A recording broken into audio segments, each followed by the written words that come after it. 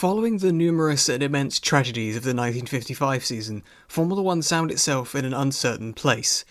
When the dust settled after Monza, Fangio was a three-time world champion. However, the team with which he had had so much success over the last 18 months, Mercedes, was to withdraw from all competitive racing after one of their cars was at the epicentre of the Le Mans disaster that left 84 people dead. Fangio found a new home at Ferrari, who themselves were hoping to start a bit of a revival. Following the death of Alberto Ascari and the constant financial troubles that plagued much of the company's existence, Lancia made the decision to withdraw from Formula One. Enzo Ferrari, the man in charge at Maranello, had purchased everything the team owned, from drivers to spares and also the Lancia D50 chassis, Lancia's innovative but so far troubled F1 car. Ferrari's core driver squad also included Eugenio Castellotti, who had previously been with the Lancia team, as well as Luigi Musso and a promising young Englishman named Peter Collins, both of whom had come from Maserati. Sterling Moss had been Fangio's teammate and protege in the all-conquering Mercedes team the previous year, finishing runner-up in the standings, as well as winning his home race at Aintree. Like Fangio, he needed to find a new team. He would join Maserati, now putting him in a direct rivalry with his old teammate. Elsewhere on the grid, Maurice Trintignant, following a season of heroic performances in an underpowered Ferrari, moved to the privateer Vanwall team, embarking on their second season in F1. 9 rounds were scheduled to take place this year. The Swiss Grand Prix was no more, as the Swiss government had banned motorsport in the wake of the Le Mans disaster, while the French and German Grand Prix returned to the calendar after being cancelled the year before. With no more Mercedes, it was to be a battle between the Italian powerhouses of motorsport, Ferrari and Maserati. My name is Sylaps, and welcome back to F1 Retrospective. Argentina took its usual spot as the opening race of the season. Only 13 cars attended, all of which were Italian. The works teams of Ferrari and Maserati each sent 5 cars, while the other 3 cars on the grid were all non-works Maseratis, including Mike Hawthorne with the BRM team, who were still using customer chassis at this point in time. In qualifying, Fangio displayed both Ferrari's dominance and his mastery of his home circuit, putting his car on a pole with a whole 2-point-second gap to teammates Castellotti and Musso. That's a gaping chasm in motorsport terms. Jean Barra was the highest placed Maserati in 4th, while veteran Argentine Jose Froilan Gonzalez lined up in 5th. However, on race day, the pendulum swung the other way, as Maserati dominated the early stages of the race, led by local driver Carlos Menditegui and new arrival Sterling Moss. Fangio was completely out of contention as his car was struggling with a faulty fuel pump. On lap 30, he took over the car of teammate Musso, who was running in 5th place, and rejoined the race. He quickly made up ground and passed Barra before spinning and losing that position again. Meanwhile, what had been Fangio's car gave up the ghost on the very same lap that Musso had gotten into it. On lap 40, Castellotti's gearbox broke while he was running in the podium places. 2 laps later, Menditegui retired from the lead with a broken half shaft, and on the very next lap, Moss's engine began to smoke. Over the course of just 3 laps, each of the top 3's races had completely imploded. Fangio, who had already repassed Barra, overtook an ailing Moss on lap 67, and he never looked back as Moss's engine eventually expired on lap 81, and Barra spun late on in the race, leaving Fangio completely unchallenged. So, Fangio took the checker flag for the first race of the year. However, since he had done it in Musso's car, they both shared the win, being given 4 points each, although Fangio kept the bonus point for setting the fastest lap.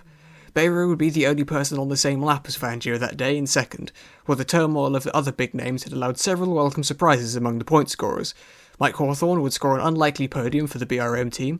A privately entered shared drive between Chico Landi and Gerino Girini finished 4th, ahead of Belgian driver Olivier Genebien, who scored points on his F1 debut. Fangio's win had not been entirely without controversy, however, as after the race, the team manager at Maserati lodged a protest with the stewards alleging that Fangio had been given a push start after his spin around the halfway point, thus receiving illegal outside interference. However, this protest was eventually dismissed by both the stewards at the race and the FIA. After a 4-month break, the season finally resumed in Monaco. Fangio took a second consecutive pole around the streets of Monte Carlo ahead of Sterling Moss, who was 6/10ths back. Castellotti completed the first row on the grid, while Jean Barra lined up 4th. The Vanwalls of Harry Schell and Maurice Trintignant lined up 5th and 6th respectively, showing the team had at least made improvements in speed since their first season. On race day, Moss would take the lead from Fangio going into the gasworks hairpin at the end of the first lap. This was the beginning of an astronomically bad day for Fangio. The lap after losing the lead, he hit the straw bales lining the track, causing both the Vanwall of Schell and teammate Musso to crash in an attempt of avoiding him. On lap 32, he clipped the wall of the harbour, bending a rear wheel out of shape. After a pit stop to fix the wheel, he handed the car over to Castellotti. On lap 54, Peter Collins would come in from second and hand his car over to Fangio. The Argentine would rejoin in third and passed Beira for second on lap 70, but he was still 47 seconds behind Moss. On lap 86, Moss's win was thrown into jeopardy, as while lapping Cesare Paradisa, the Italian locked up his brakes. The resulting contact caused damage to Moss's bonnet and caused it to lift at high speed, limiting his pace. From here to the flag, Fangio ate into Moss's lead by close to 2 seconds a lap. However, Moss's previous advantage was still enough that he won with a 6-second cushion. Moss had led every single lap for his first win around the Principality. Collins and Fangio would split the points for their shared drive, while Jean Beira made it back-to-back podiums with third place. Eugenio Castellotti managed to nurse Fangio's partially damaged car to fourth, while fifth place went to Brazilian driver Hermano da Silva Ramos. Fangio, having 2 shared drives, as well as Moss retiring from the opening round, meant that neither of the pre-season favourites for the title found themselves in the lead of the standings. That honour instead went to Jean Beira, who was finding success from consistency. He led by 1 point ahead of Fangio, who in turn was 1 point ahead of Moss. The next round at Spa served up traditional amounts of unpredictable weather in the Ardennes forest. Pole was determined on the first day of practice on Thursday, as Friday was a washout and Saturday was too windy to get close to the Thursday times.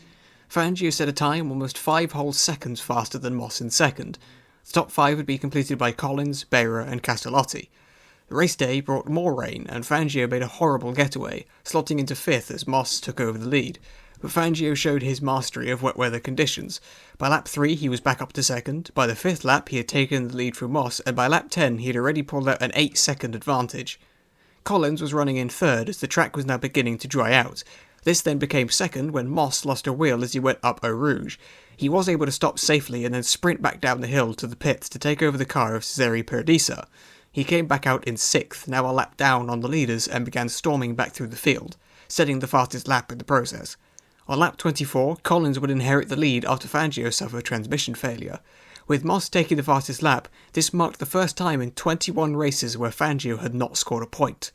The tight battle for second between Beira and local driver Paul Frere was cut short when the former's engine began to misfire.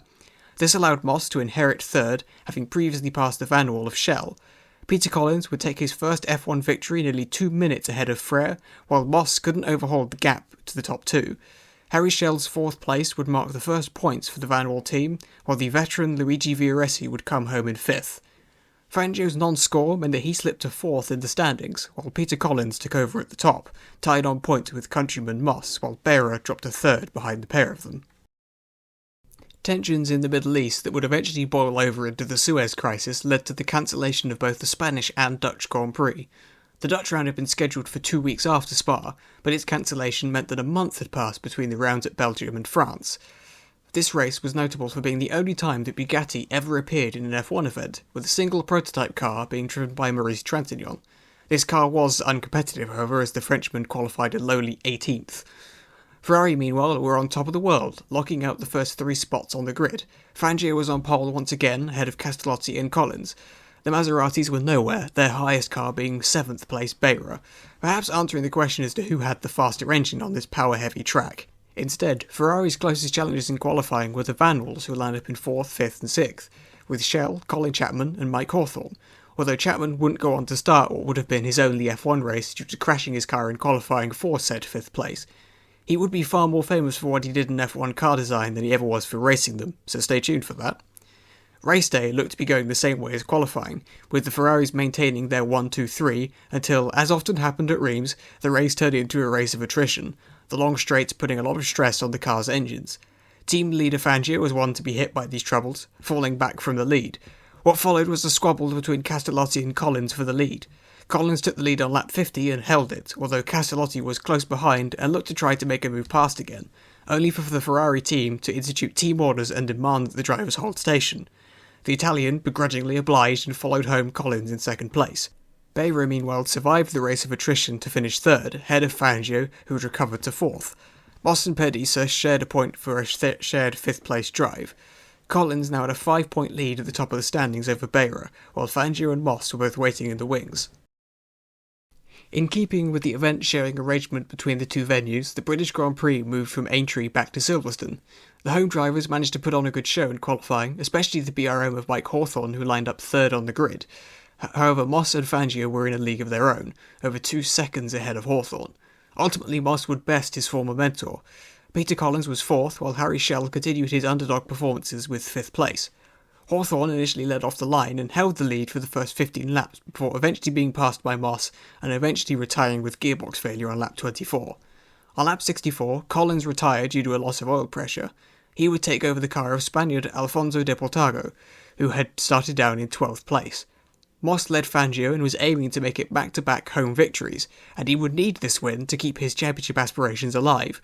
However, on lap 68, Fangio overtook him, and the Maserati could still finish second, but just 7 laps from home, Moss retired with yet another mechanical failure.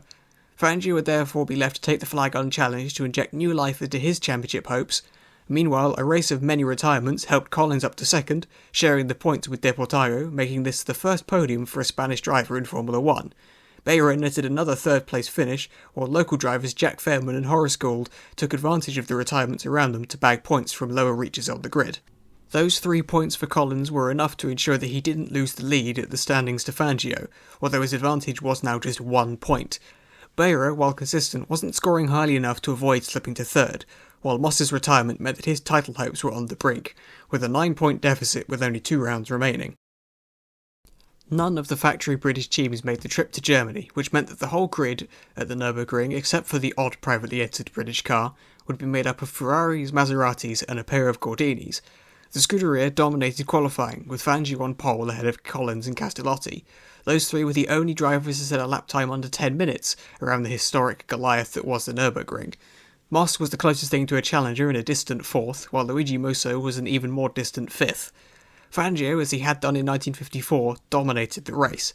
He took pole and led every single lap on his way to victory, as well as taking not just the fastest lap of the race, but the fastest lap that the Nordschleife had ever seen, breaking Hermann Lang's record that had stood since 1939. Moss would finish second and Beira would finish third for a third consecutive race. Spanish driver Paco Godia would finish in 4th, and veteran French driver Louis Rosier would take his final points position in what would prove to be his final F1 race before his death 2.5 months later. Even though Moss finished second, it wasn't enough to keep him in the title fight. With 1 round to go, he was mathematically eliminated from contention. The title showdown at Monza would be between 2 men, Fangio and Collins, although Fangio had all the advantage, with an 8-point buffer to his teammate. Monza would play host to a title showdown in the first time that F1 had had a title go down to the wire like this since 1951. Once again, the layout with the banking was to be used, and the odds were stacked against Collins. He would need to win, and then hope and pray that Fangio didn't score any points. He didn't help himself in qualifying, as while Fangio qualified on pole, Collins was down in 7th, separated from his title rival by fellow Ferrari drivers Castellotti and Musso, as well as the Van Wall of Pieri Taruffi, and the Maseratis of Beira and Moss. On race day, though Fangio never led, that didn't matter. So long as he brought the car home with some amount of points, he would be champion. Then, on lap 30, disaster struck. Fangio was forced to retire with a broken steering arm. Collins, if he could get past Moss, was now in prime position to win his and Britain's first F1 title. Fangio's Ferrari teammate Luigi Musso was ordered into the pits to hand over his car to help secure Fangio's 4th title, but the Italian refused to do so. On lap 35, Collins then came in for a routine pit stop, and to the shock of everyone present, got out of his car and handed it over to Fangio. This allowed the Argentine to finish second behind Moss and in doing so, secure his 4th world title. Many years later, and after Collins' tragic passing, Fangio would say of the race, "I was moved to tears by this gesture. Peter was one of the finest and greatest gentlemen I ever met in my racing career." Collins' selflessness not only cost him a championship, but also second place in the standings, as Moss's win elevated him to runner-up. But Fangio was champion yet again, a 4-time champion, the only man to do so until 1993, and also the only man to win 3 of those titles in a row until 2002. However, following this success, Ferrari were about to enter into a world of on-track struggle and off-track tragedy, but Maserati wouldn't be left at the top alone, as the legend of the British garagistas was about to begin with arguably the one that everybody forgets about, Van Wall. Until next time.